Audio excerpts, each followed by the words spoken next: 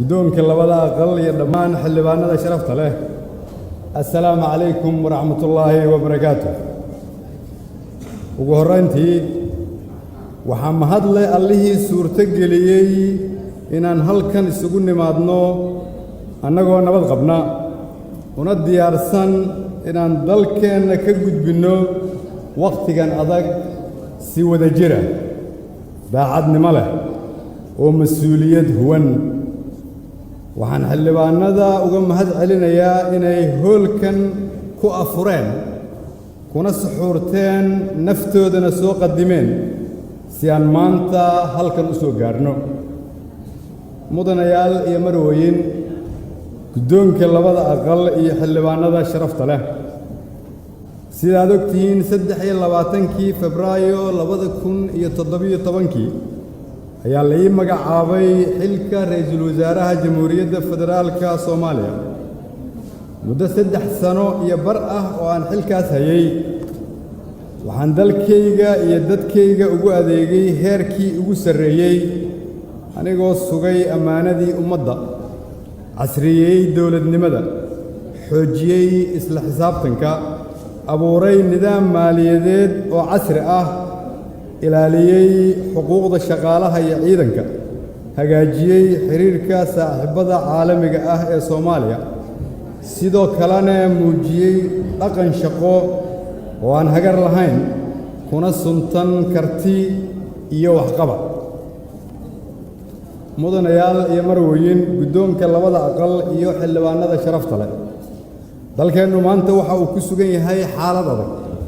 dhaqaalihii oo hoos u dhacay amnigii oo sii xumaaday caalamka oo dalkeena ka sii jeesan raba kalsoonidii siyaasiyiintu isku qabtay oo daciiftay hay'adihii dhisnaa oo sii burburaya shaqaala'aantii oo xoogaysatay abaarihii oo daba dheeraaday caafimaad darrada haysata shacabkeena oo sii siyaaday iyo fikirka xagjirnimo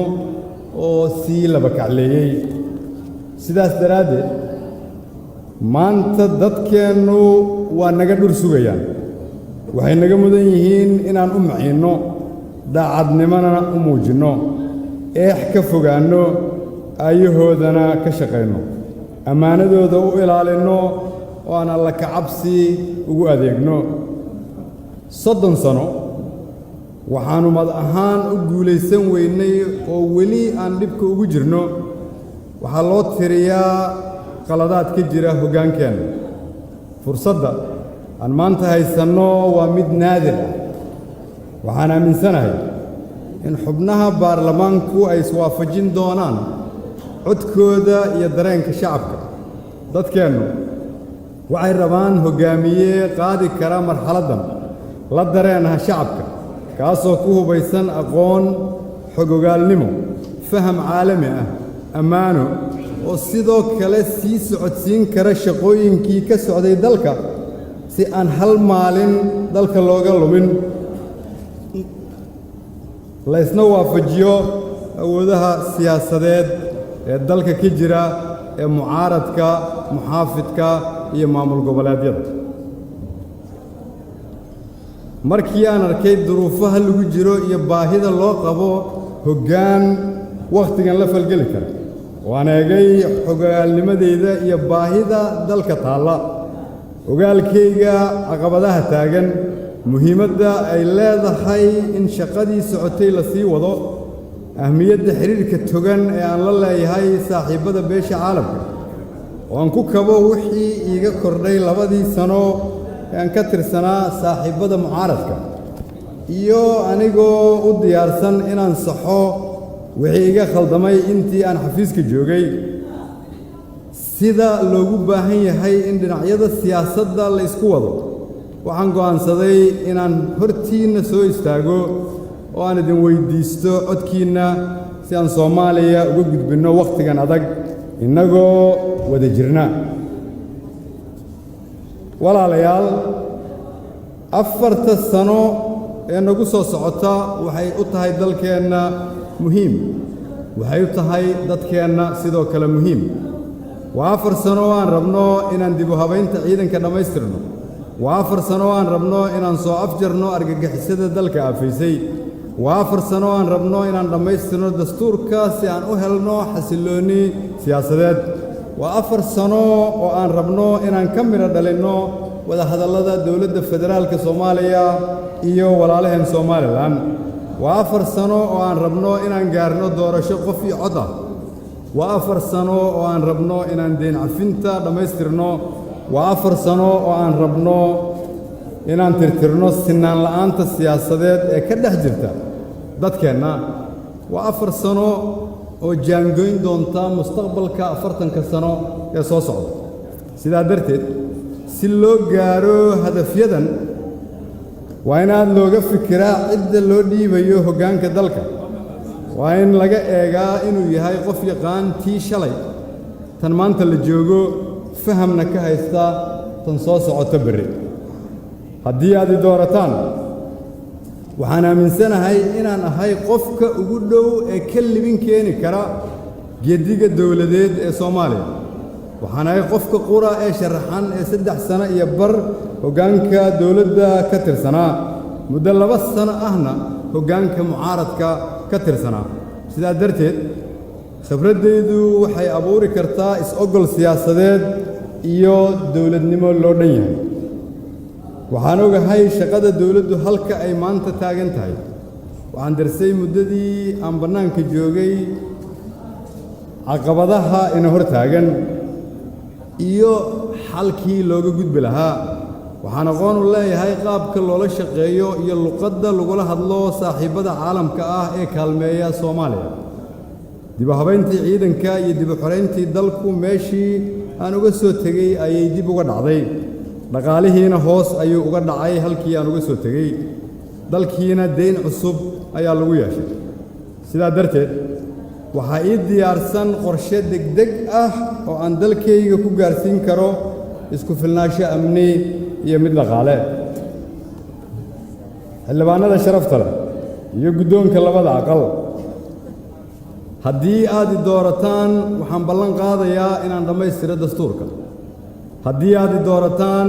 waxaan ballan qaadayaa inaan dhammaystiro dib u habeynta ciidanka haddii aad doorataan waxaan dalka ka xoreyn doonaa al-shabaab inta aanay dhammaan muddo xuleedkaygu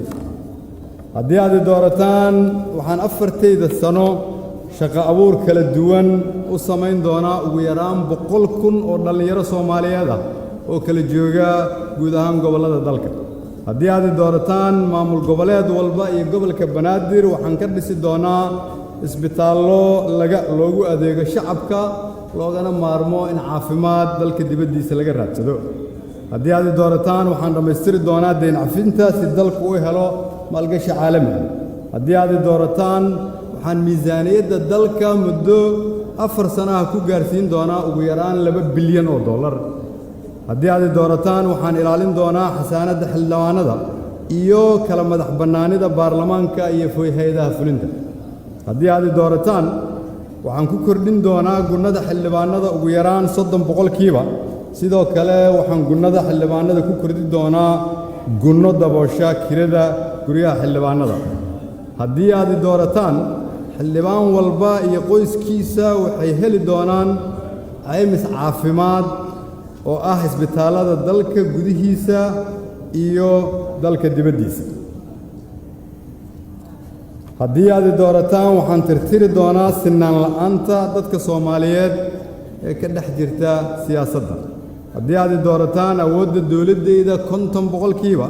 waxaan ku bixin doonaa horumarinta dawlad goboleedyada anigoo 50% fadhigaygu uu noqon doono dawlad goboleedyada